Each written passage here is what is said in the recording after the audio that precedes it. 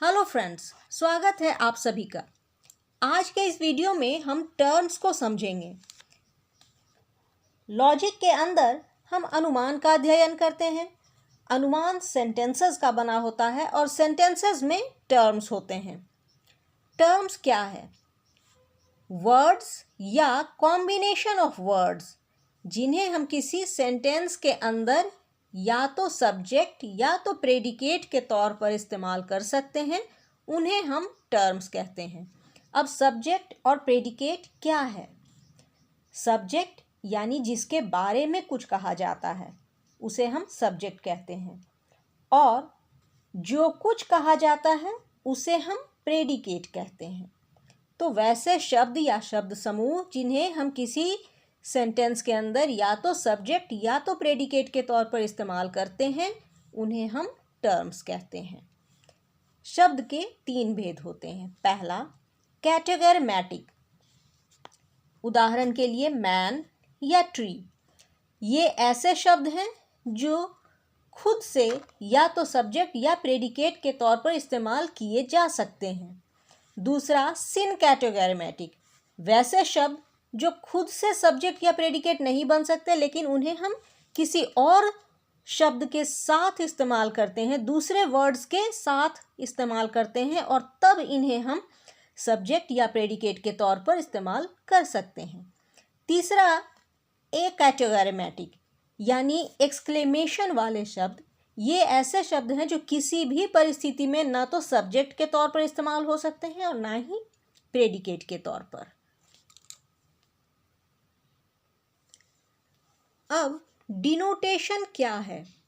किसी टर्म से हम जिन वस्तुओं या व्यक्तियों को समझते हैं, जिन चीज़ों को समझते हैं, वह उस टर्म का डिनोटेशन कहलाता है।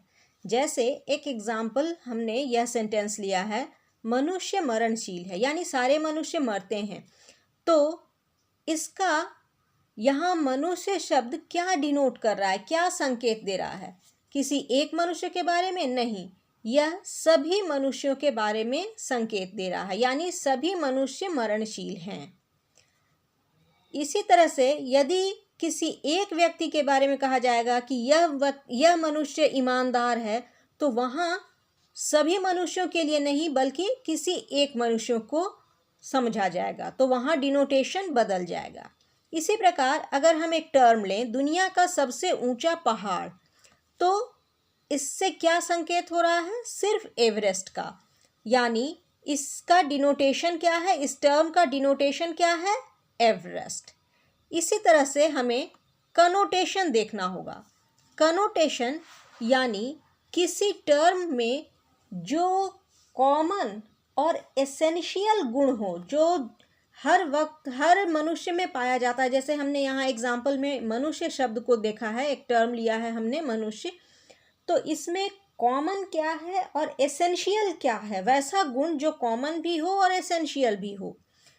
डिनोटेशन यहाँ सभी मनुष्य की बात की जा रही है, तो इसमें वैसा गुण क्या है? पशुता और मननशीलता।